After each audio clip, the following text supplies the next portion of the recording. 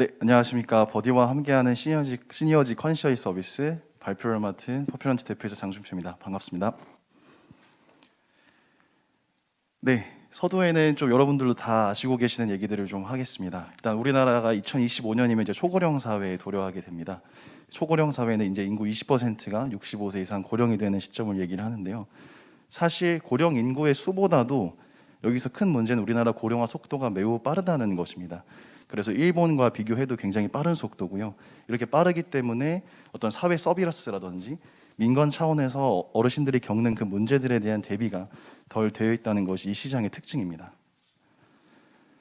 그래서 잘 아시다시피 우리나라 OECD 자살률이 압도적 1위인데요. 그 중에서도 어르신들의 자살이 과반수를 차지할 정도로 매우 심각한 문제입니다.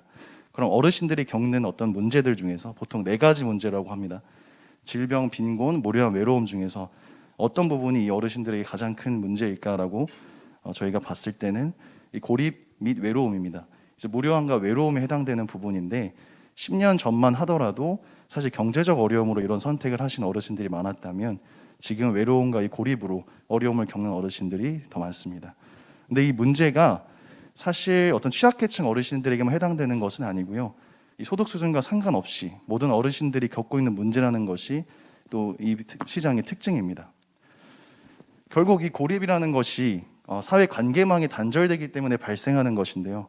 실제 나이가 들면서 우리가 주변에 만날 수 있는 사람이 없는 것은 당연하게 받아들여지고 있는 부분이고, 그리고 사회 참여에 따라서 노인의 우울이 굉장히 유의한 변수로 연구 결과도 당연히 있습니다. 그래서 저희도 사실 예비 창업 단계, 그러니까 저희 팀을 8월에 설립을 했고 법인을 올해 4월에 설립을 했는데 그 6개월의 과정 동안 우리는 그럼 이 어르신들의 깊고도 깊은 페인 포인트를 어떻게 해결할 것인가에 대한 과정을 계속 거쳤습니다. 그리고 그 결과 저희는 결국 사람만이 이 문제를 해결할 수 있다고 판단을 했고, 실제 일본보다도 미국에 이런 어떤 민간 미국 스타트업이 많습니다. 그중에 대표적으로 파파가 있는데요. 파파는 지역사회 대학생의 어르신들의 어떤 생활 보조를 하는 비즈니스 모델로 지금 기업 가치 1조 원이 넘었고, 여기 보시는 셰프홀 시니어스나 랜데버 같은 경우에도 사실 집에 가서 요리를 해주고 시설에서 VR 서비스를 제공하는 것이 매개가 될 뿐이지 그 이후에 커뮤니케이션을 결국 가장 중점적으로 생각을 하고 있거든요. 그러니까 사람과 만나서 내 경험에 대해서 공유하고 의사소통하는 것을 가장 큰 비즈니스 모델로 삼고 있습니다.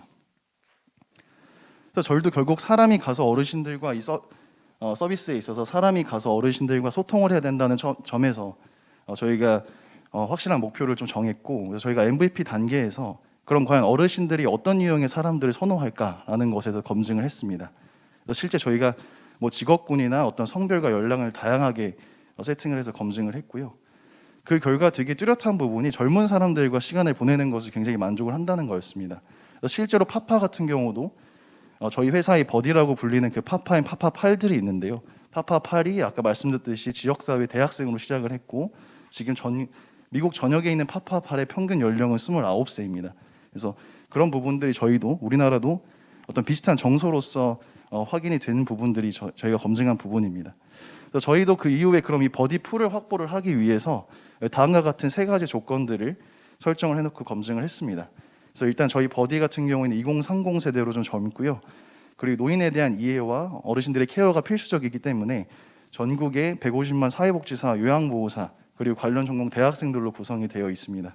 무엇보다 친근한 서비스가 중요하기 때문에 저희가 서류 면접 실습을 통해 선발을 하고 있습니다. 친밀감이 형성되고 사실 어르신들이 되게 다양한 서비스를 요청을 해주고 계십니다. 그래서 저희도 궁극적으로는 컨셔이 서비스를 제공을 할 거지만 저희가 IT 개발을 하고 어떤 저희의 시스템을 까는 데 있어서의 로스를 줄이기 위해서 일단 어르신들이 가장 하고 싶은 걸 해야겠다라고 생각을 했고, 그 어르신들과 만나는 터치포인트가 많은 게 여행이었기 때문에 저희가 지금은 어르신들이 위한 여행 서비스로 4월부터 시작을 했습니다.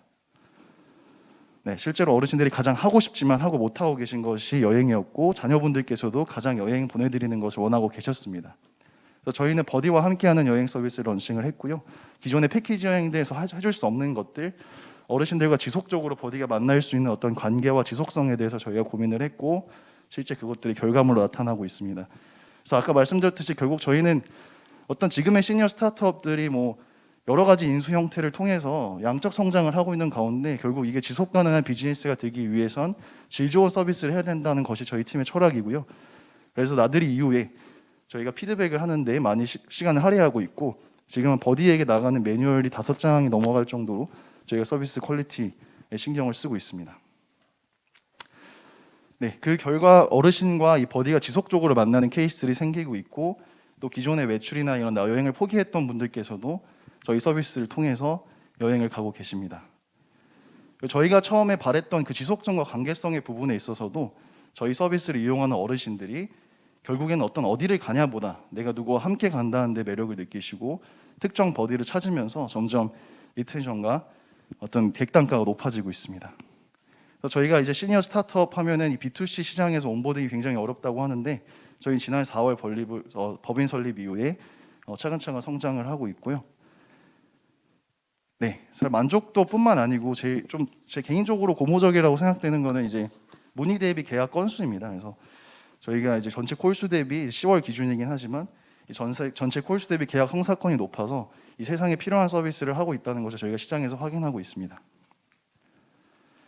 버디풀 같은 경우에도 아까 요양보호사 사회복지사 말씀드렸는데, 전국에 요양보호사 150만 명, 사회복지사 140만 명이 계시는데 실제로 이 자격증을 가지고 일을 하고 계신 분들은 되게 적습니다.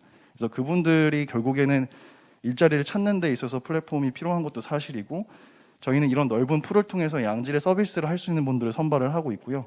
저희가 등록 비율이 6%에서 7% 내외인데, 파파와 저희와 유사한 서비스인 일본의 미하루 같은 경우도 등록 비율이 그 정도가 돼서 저희가 시장에서 나름대로 잘 하고 있다는 생각을 하고 있습니다.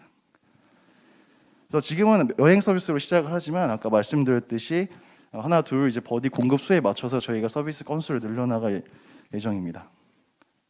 네, 비즈니스 모델도 컨시어지 다각화 예정이고요.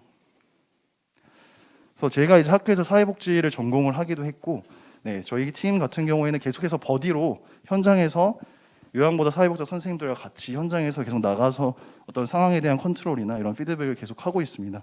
그래서 무엇보다 빠른 속도와 또 이 시장에 대해서 공공사회 서비스가 아닌 민간 서비스로서 자리 잡겠다는 리딩 컴퍼니가 되겠다는 확고한 목표가 있기 때문에 빠르게 이렇게 성장을 하고 있습니다.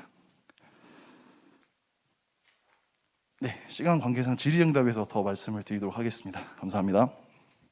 저희는 일단은 저희 주요 고객들이 30년대 중반부터 40년대생 분들이거든요. 그러니까 70대 분부터 이제 80대 어르신들이 주요 저희 서비스 타겟이고, 그리고 저희 고객들이 95%가 할머님들이었습니다.